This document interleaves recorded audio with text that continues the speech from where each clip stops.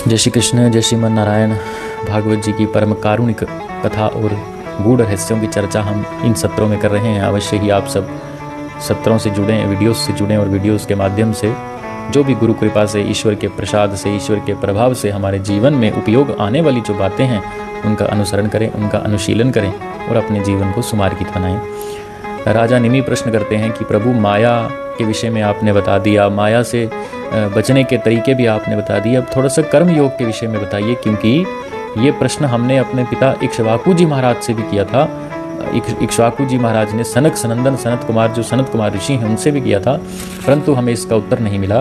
तो कृपा पूर्वक आप ये बताइए कि कर्म योग क्या है, किस प्रकार हम वेदोक्त कार्यों को करके अपने जीवन को सुलभित बना सकते हैं।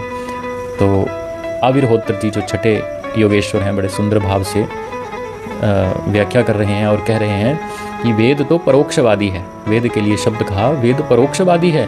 वेद में जो सूत्र कहे गए हैं वो संकेतियम, वो संकेत के रूप में कहे गए हैं, लेकिन उन सूत्रों को समझने के लिए हमें ज्ञान चाहिए, सूत्रों को समझने के लिए हमारे गुरु चाहिए, और गुरुप्रद वचनों को ही मानना, वेदोक्त कार्यों को करना है और अपने प्रत्येक कार्य को करना, जो कार्य भी हम कर रहे हैं, क्योंकि कर्मों की तीन गति हैं, या तो कर्म है, या अकर्म है, या विकर्म है। जो वेद में कहा गया, जो वेदोक्त कार्य है वो कर्म है, जो वेद में निषिद्ध किया गया वो विकर्म है या अकर्म है। तो जब हम विकर्म और अकर्म करते हैं तो हम वेद विरुद्ध कार्य करते हैं, और जब हम कर्म करते हैं, सत्कर्म करते हैं, तो हम वेदोक्त कार्य करते हैं। और कर्मशील किस प्रकार बनना है, आविर्होत्र जी ने बड़ी सुंदर व्याख्या की है। अपने प्रत्येक कर्म को ईश्वर को समर्पित कर देना ही सबसे बड़ा वेदोक्त कार्य करना है।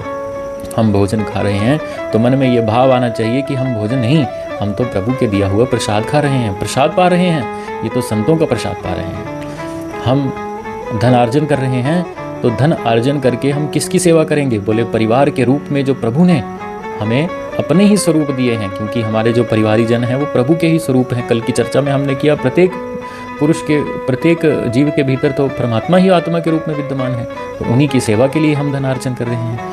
तो कुछ भी कार्य जो हम कर रहे हैं, हर कार्य को, प्रत्येक कार्य को ईश्वर को समर्पित जब हम कर देंगे तो हमारा कर्म श्रेष्ठ बन जाएगा। जिस प्रकार ये कर्म, ज्ञान, तप, जप, ये सब वेद के द्वारा बताए गए सूत्र हैं, और ये तो उसी प्रकार हैं जिस प्रकार एक औषधि को खिलाने के लिए, जब औषधि कड़वी होती है, बेटा नहीं उसको ग्रहण करता, तो माँ उसको मिष्ठान के भीतर में वो औषधि भर के बेटे को खिला देती है और औषधि भीतर जाके अपना कार्य करती है। तो ये जप, तप, ज्ञान, कर्म, ये सब वैसी औषधि के रूप में वेद ने हमें प्रदान किए हैं, परंतु हमें इनको जब खाना है, जब हमें इनको करना है, तो इनके करने का तरीका ही